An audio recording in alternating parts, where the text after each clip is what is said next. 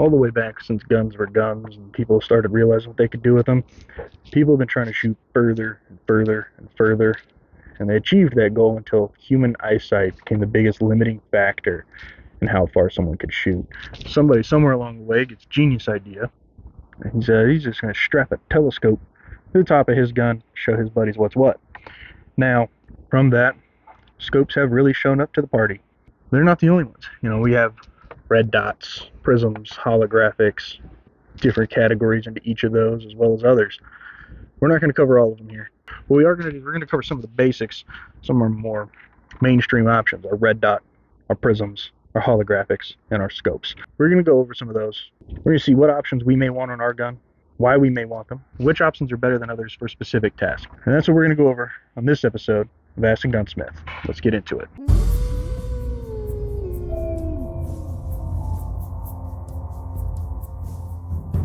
Alright, so as I said in the intro, I'm Henry with Great Plains Weaponry, and we're going to cover some of our different optic options that we may see available to us. Primarily, we're going to cover some scopes and what the different features of some of those scopes may do for us. We got Riley here. We're going to touch base on a red dot too. I brought one of those with me. We're going to talk about, in the abstract, prisms and holographics. I don't have any, and I'll explain why later. So, let's take a second. Let's bring it back to the basics here, and let's talk about what different optics are. So we're going to leave scopes to their own category. Let's touch base on prisms, red dots, and holographics. What's the difference between the three? Prism is fixed eye relief, which makes it more in the scope category than anything else, but typically they'll be a 1 power or a 3 power. Once they hit 3 power, they are more fixed power scope than they are red dot type family, but for the sake of argument, we're going to cover the 1 powers, and they are an etched reticle. And you click the switch, light goes through it. It looks like an illuminated reticle in a scope. Benefits to that, even if the battery dies, you still have a reticle. Other benefits, they're pretty rigid as any kind of scope can be, but when compared to, say, a red dot, they're fairly rigid. They're also heavy, and they have fixed eye relief, which means your face has to be in just the right position to be able to fully see through it. Otherwise, you get scope shadow, and essentially scope shadow is sight misalignment. So if your iron sights are supposed to be here, but they're over here, that's scope shadow. That's all there is to it. If you're not getting a perfect circular vision out of your scope shadow. I'll try and include a video, and you'll see scope shadow in there. So that's prisms out of the way for the most part. Now, let's talk about red dots and holographics. How are they the same? Well, they kind of look the same-ish. Holographics tend to be a lot more fuzzy, and there's a reason for that. Now, they also have a drastically reduced battery life. When you start talking about red dots, you see numbers like 20, 30, 40, 80, 100,000 hours, 120,000 hours on a single battery. Now, understand most of these batteries' life that they're giving you is either at the lowest setting or the first non-night vision setting. Okay, that's an important factor there. You will never actually get 20,000 hours out of a battery on an optic that says you'll get 20,000 hours if you're actually intending to use that optic. It's not calling out any brand. It's not saying it's worse with this brand or that brand. It's across the board. That's marketing. That's what it is. Holographics, same kind of problem, only instead of seeing 20,000 hours, we're going to see like 600, 800 hours. And it's not a button battery, it's a CR123 or a AA or a couple of AA's, something along those lines. Holographics suck battery. Why? What makes them? What's the biggest difference? Well, with a red dot, we have what we call the emitter, and you'll see it on like a pistol red dot or like a hollow sun type red dot, where it looks like a pistol red dot, but it's a very large. It's easy to find. It's a little bitty window. If this is the pistol, it's going to sit on the shooter's side, and it's going to shine up at the glass, and then it's going to reflect off that and come back at you. That's a red dot. It's a very low drain on a battery. Holographic is a series of lasers inside the housing that shine through, and what you're actually seeing is different intersecting points. That's why they look fuzzy. It's because that light is, as it's dispersing through the glass, you get additional intersection points, and that's what you see. So instead of running one laser, it's running, say, 100 lasers. Exaggeration, but you get the idea. Why in the world would we want that, right? Well, remember how I said it reflects off the lens, it comes back at you? Smash the front glass. Done. No optic. It's dead. Go get your EOTech and break the front glass. Not going to be the clearest target acquisition picture, but your optic still runs. Vortex Huey, I've heard mixed things. I've never seen it not work, but I've heard some people say that you break the front glass, it's done. Again, it's a vortex. Send it back. I love vortex. I've got, well, currently I only have one vortex optics on the table. So be that. But yeah, that's the benefit of holographics. Incredibly rigid. You can break the front glass and they'll still run. So let's go over why we may not want a holographic, right?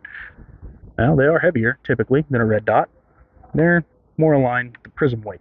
You know, neither here nor there type of problem for some people. Some other people, that's a big deal. I don't have a holographic. Why? Well, they say it's better for astigmatism. I find that to be the opposite. I have astigmatism, and it doesn't work for me. They'll say green is better. I don't have that same result. I prefer red. Lower intensity seems to be better for mine. So I think with astigmatism, one of those your mileage may vary kind of problems. When you have to shoot at a weird angle, say you're laying on your back and you have to bring that rifle out, there's almost, we'll call it a deflection of sight. I don't know what its technical name is, but that's what we're going to refer to it as for the sake of this video, where what I'm aiming at through my sight may not actually be where my sight is looking, just based off of my angle to the optic. Now, all of them are going to change, and this kind of falls back into that scope shadow territory since we don't have proper sight alignment. We're not square behind the optic. We're a little off center. That's kind of where this problem comes into show. And what happens is with a holographic, that angle is a bit more. Up close, right on you, probably not a big deal, 10 yards. Honestly, if you're in that situation, you're not pulling the trigger once anyways, so, you know, bracket. But you have that effect less with a red dot, and where I think that's most helpful is cornering. As soon as I can see that red dot, I can start to trust it. So I think that's where my comfort zone with the red dot comes into play. Now, holographic is a lot easier to see, and it does behave a lot better under night vision. So if you run night vision, give a holographic a try, see how that goes. If you use your night vision like that, I don't use night vision like that. I don't personally own night vision, but when I use night vision, I use a monocular over one eye, red dots under this eye, your brain will work it out. Personal experience, personal preference. Again, that's where most of these optics are going to fall. There's kind of those factors between red dot, holographic, and prism. So now I want to we're going to get into scopes a little bit. This is where the real meat and potatoes of this video is going to lie, because there's so many questions that come from scopes. And I get them on a daily basis. What does this mean? What does that mean? Now, right out the gate, let's cover first and second focal plane.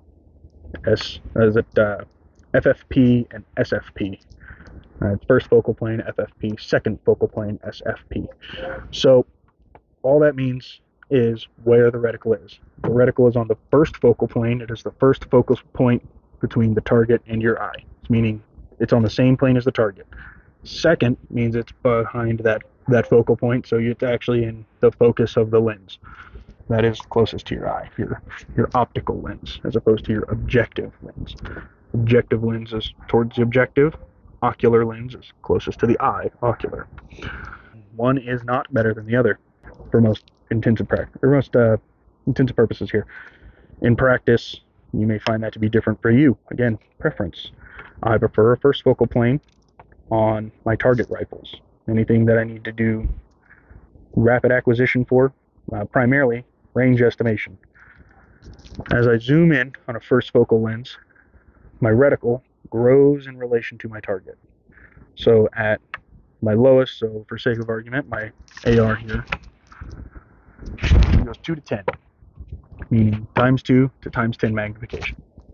So at 2, if it says I am 1 measurement, in this case mils, if I'm 1 mil off and I zoom that dude all the way up to 10, I'm still 1 mil off because my reticle is the same size in relation to my target. They grew together. Second focal plane, typically those angular measurements are only going to be true at the max magnification. So if I've got a scope that's say 5 to 25 and I'm shooting at 18 and I shoot, it says I'm 1 mil off, I'm not actually 1 mil off. I need to zoom into 25, reference my impact, then I can make my adjustments from there because of our second focal plane. Where it gets kind of weird is some scopes don't do that. Some scopes, it's somewhere else in between. A lot of times in that case, they'll reference that in your owner's manual of your scope. It's important to keep that and read through it. Well, if I prefer it, why isn't it better? Well, the honest answer is if I'm shooting something very far away, Barrett comes to mind. shooting targets at great distance, 1,500 meters to a mile. Second focal plane is a preferred option there. So one of the downsides with first is as we zoom in, everything gets bigger, including those lines. They get bigger and bigger and bigger. Target can only get so big. A 10x magnification doesn't make the target 1,000 times bigger. It makes it 10 times bigger. That's where the x comes from. It's a times 10. It makes it 10 times bigger. If you can see it and you can blow it up times 10, that's it. All it is. It's 10 times closer. And we get scope questions where people say, yeah, I want to shoot a mile. What scope can I use to do that? I want to be able to see a mile. Well, can you see a mile? Yes. Okay. Any scope will get you there. Can you see a mile? No. No scope will get you there. So if you can see a mile and you put a scope on it and say it's a 5, it's going to be 5 times bigger. Okay, cool. So if it looked that big at a mile, maybe it's going to look that big now. Now, you get 25, 36, I think I've seen them as high as like 42 or something, that crazy high numbers sometimes. Those are for the dudes who are shooting miles, plural, more than one, like your King of 2 mile type competitions. I think Cat right now is the shot like a 2.3 mile target. It's insane. Kill you from a different state. Not even a zip code. Kill you from a different country code if need be. Again, that's what that scope is built for. And again, they're probably going to run second focal plane because once you get that zoom up that high, that thing will cover up a 2-foot target. Second focal plane, the reticle line stays the same. So as you zoom in, you get a finer point of aim at a distant target. You're not range estimating out that far. You need known ranges. So range estimation out the window. You fire, you're not going to just say, okay, I was off by this much. You're going to have multiple people down the line to tell you, hey, you were off, bring it this far over to the left. They're going to have their own little spotting scope that has all that information. You're not taking that shot cold bore. You're not taking it alone. Nobody's going to shoot 2 miles in the open by themselves. You'll want somebody there to say you did it. At a minimum, right? That's scope. So one way of avoiding that problem is with a fixed power scope. Nothing moves, nothing changes. And that kind of goes back to that prism, like a 3 power, right? Whatever it says is what it says, and it's got to be true because it can't change. It's a first focal plane. It's also a second focal plane because there is one focal plane. So fixed powers are good for a long time. U.S. military ran fixed 10 power scopes on everything up until I think early 2000s, if memory serves, late 90s, early 2000s. You have that factor there, and fixed is fine. I don't personally have a fixed. I know some guys who do, and typically it's on older guns. But fixed scope is just kind of your one and done. I don't need a whole lot going on here. It's going to be relatively simple. All right, so that kind of covers our difference between fixed and variable power scopes. So I want to take a second, get back now to what I said earlier about mine being in mils. So what is that? Well, that's milliradian. And the other option is MOA, or minute of angle. They're the same measurement, covering the same thing, explained in a different way. So we're trying to take a linear distance of an angular measurement. What that means is, as we split this way over distance, we're trying to measure this distance here. That changes over time. Now, MOA generally is defined as 1 inch per 100 meters. Where does that really come into play? Well, if you shoot primarily at 100 yards, you know, MOA is perfectly fine, mil is perfectly fine. MOA might be a little bit more specific, and I'll get into why here in a second. The general consensus is MOA for imperial, mil for metric. And that's not exactly true, but it is useful. And the reason for that is, while MOA measures that little line, that distance, mil measures tenths. You've got, 0.1 is your click, generally. Sometimes it's 0.2, but generally 0.1. So we get 10 clicks per mil, so now we're measuring down in the hundredths. So whatever it is, just move the decimal place over 2. That's how much you're moving. Simple. It's easy. So we'd like to say it's for metric, because if you're shooting at 100 meters, 1 click, 1 centimeter. It's simple, but it's not built for the metric system. They just both happen to work on the same units. MOA, minute of angle, is generally considered 1 inch for every 100 yards. what that really looks like is, at 200 yards, a minute, 1 minute is 2 inches. At 300 yards, 1 minute is 3 inches. It grows exponentially. So how do we determine which is better than the other? Well, honestly, take your pick. If you're going to learn it on one, stick to it. The reason that I say MOA has a tendency of being more accurate at, say, 100 meters than in mil would be at 100 meters. 1 click on a mil, so 0.1 mils is going to be about 0.36 inches, and generally on a scope, 1 click is going to be quarter inch or even eighth inch at 100. So it's just 0.25 versus 0.125. I mean, it's a very fine adjustment. We just can't make that fine of adjustment with the mil. The honest answer is most people can't shoot so tight as to miss the difference. Now, there are people out there, but variation in ammunition can change more than that. That can change your impact more than an eighth. I'm sure somebody out there can say they can shoot that tight, and if you can, that's awesome. More power to you. Teach me. Okay, teach me. All right, so the next big thing we have to talk about with scopes is going to be the mounting system. So there's a couple of different ones, and we're going to come back just a touch here. We're going to talk about the mounting system on red dots, just because it's worth mentioning. So this height, if you look at where the iron sight lines up, so that is referred to as a lower 1/3, and what that actually means is the optic is higher up. So the iron sights appear in the lower 1/3 of the window. Sometimes you'll have what we call absolute co-witness, and that would put the center of the iron sights through the center of the dot. Usually what that'll entail is your dot will appear on the iron sights, generally speaking. Sometimes it's going to be a little high left, high right, however you want to use it. The important thing to remember from that setup is your iron sights and your red dot are independent sighting systems. Don't try and make them all line up perfect all the time, especially on a lower 1/3. It's very difficult. You'll probably run out of elevation in your optic before you do that.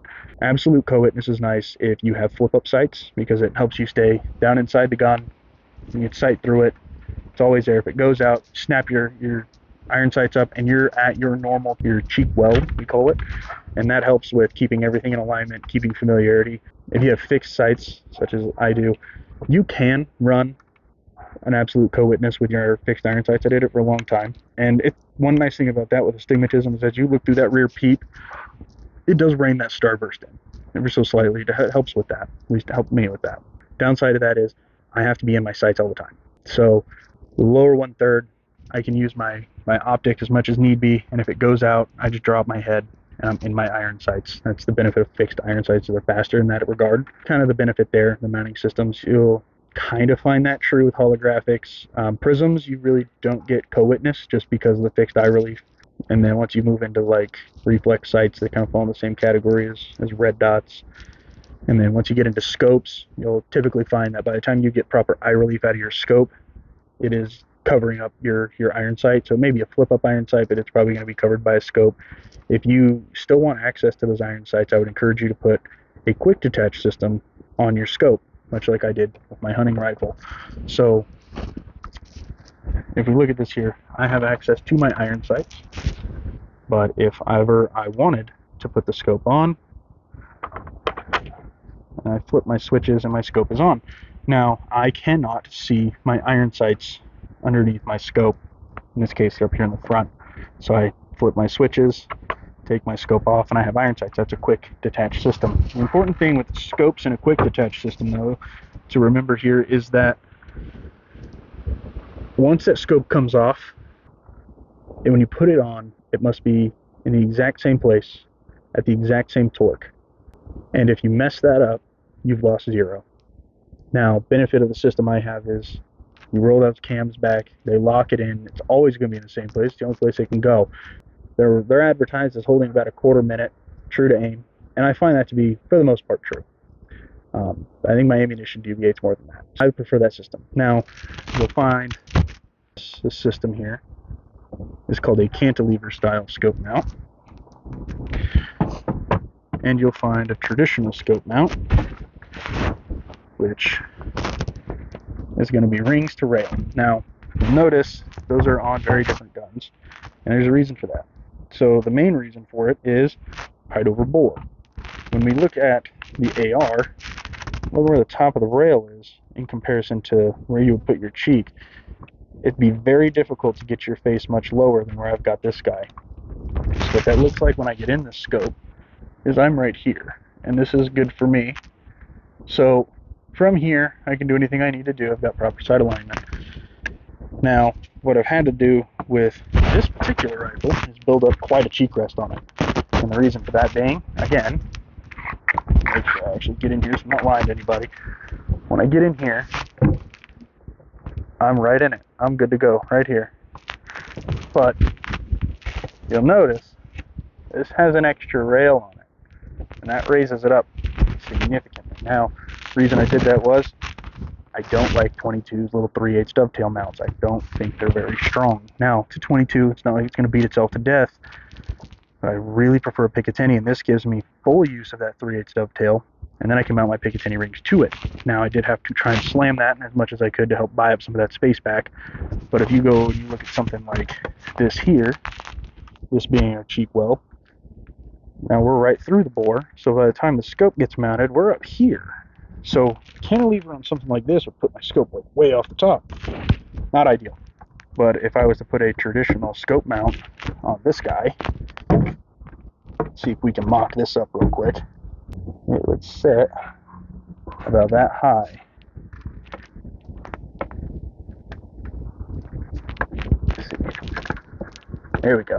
It's set about that high. That would be very difficult to get my eye inside of. Very difficult. We've touched base on some of the different scope mounting options. Now let's talk about reticle choices for a second. My hunting rifles, I prefer what we call the duplex reticle. So what that is it's just very fine crosshairs, and then off of the side you'll see some branched, much thicker beams come off. And the reason for that is cleanliness. So when I'm hunting and I'm looking for my animal through the scope, I've got grass in the foreground. I'll typically have branches or sticks or something in the background, and then I've got an animal that's moving through. Now that animal has spent millions of years learning to blend in with that environment. So I've got wind and everything moving around. I just want a clean, crisp point of aim that never changes. And the duplex reticle is kind of ideal in that situation, just because then I can be right on target, looking at the same point every time, and that's helpful. Now, when you get into tactical scopes, and you can use a tactical scope for hunting, I prefer not. And the reason for that is simple. So when I get to my tactical scope, I've got what we call the Christmas tree. You've got your line, and you've got all your mill marks, and at the bottom you've got it kind of branches out, and you got dashes and dots and numbers and all this other stuff. It's a very busy reticle. When I'm hunting and I use that, I now have the grass, the reticle, the animal, and the sticks and all that, and still have the wind. So it's very busy, very cumbersome. When I'm shooting at targets, again, I prefer that because I can use it for range estimation, and I can use that for rapid adjustments. If I'm shooting that far away, I can drop it down and, okay, 2 mil hold, send it. One of the problems we get out of that mentality when we take a tactical scope into the hunting world is analysis paralysis. What that typically would mean is I've got all this busyness happening, I've got my Christmas tree. Well, now I'm going to try and range that deer because I've got all the tools there for it, right? Might as well make sure that shot's going to count. So I'm trying to measure this deer, and I'm trying to find my exact, we'll say 2 mils, and I'm trying to find my 2 mil. Well, I got wind, so I'm trying to hold 1 mil left, so now I'm trying to find my 2-1 spot, and I'm trying to bring it up and put it on the deer. It's complicated. And all this is happening. I have to take a quick shot, otherwise I'm going to miss the deer. That's kind of where I don't care to use tactical scopes in the hunting world, is there's too much going on, and then I try and do even more as opposed to just take the shot. Tactical scopes are great for tactical use, very fine points, slow moving targets or non-moving targets, stuff like that, making absolute sure you're going to hit your mark. Those are where those really come to shine. Okay folks, so I hope you got some value out of this intro to optics video. Sorry it took as long as it did. It's a lot of information and there's tons we didn't even touch on. If this is the kind of content you guys like, please like, comment, subscribe. If you disagree with anything I said or have any other insight, please let us know in the comments. If this is something you want to see us continue on, if this is a road you'd like to see us progress through and maybe cover more videos on this topic or topics similar to, again, let us know in the comments. Comments are a great communication tool. Utilize them to the fullest. So, I'm Henry with Great Plains Weaponry. Thanks for watching this video on Intro to Optics.